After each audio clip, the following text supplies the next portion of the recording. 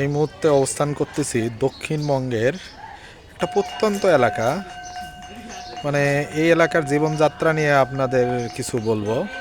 আপনার একটা পুকুর, আমরা সাধারণত বগুড়া তথা উত্তরবঙ্গের মানুষজন এই পুকুরগুলোতে আমরা দেখা যায় যে আমরা গোসল করি অথবা হাত মুখ ধুই। কিন্তু এই পুকুরে এই পুকুরটা এদের এই অঞ্চলের সব কিছুই এই পুকুর থেকে করা হয়। আপনারা দেখতেছেন, এই যে আপনারা দেখেন যে এখান থেকে পাইপ পাইপ দিয়ে পুকুরে বাড়িতে পানি নেওয়া হয় এবং সেটাতেই প্রাকৃতিক কাজ থেকে শুরু করে দৈনন্দিন যত কাজকর্ম এই পুকুর থেকেই করা হয়। সবচাইতে মজার বিষয় হলো এই দক্ষিণবঙ্গে কোনো টিউবওয়েল তেমন একটা দেখা যায় না। বিশেষ করে আমাদের বগুড়ার কথা বলি, ওখানে 30, 40 বা 50 ফুটেই পানি ওঠে।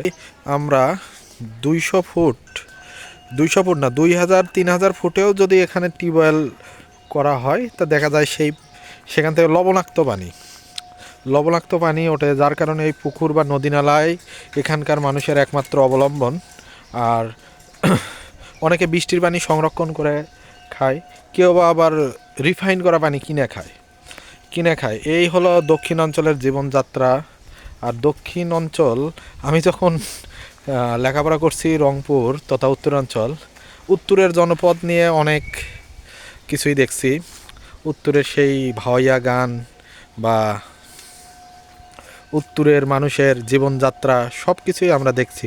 এখন অবশ্য আমি দক্ষিণবঙ্গে এসেছি, থাকবো হয়তো বা আরও কিছুদিন। তো দক্ষিণবঙ্গের জীবনযাত্রা নিয়ে আপনাদের মাঝে ফিরবো। দক্ষিণবঙ্গের জীবনযাত্রা নিয়ে আর অনেক কিছুই আমি যে কয়দিনই এই অঞ্চলে থাকি না কেন, দক্ষিণবঙ্গের বিভিন্ন জেলার বিভিন্ন বিষয় আপনাদের মাঝে তুলে ধরবো আমার এই ইউটিউব চ্যানেল। আমার ফেসবুক নাম অনুযায়ী মাসুম হাবিব মারুফ আমার ইউটিউব চ্যানেল। আপনারা যুক্ত থাকবেন, অনেক কিছুই পাবেন। তো ধন্যবাদ, ভালো থাকেন সবাই, আসসালামু আলাইকুম।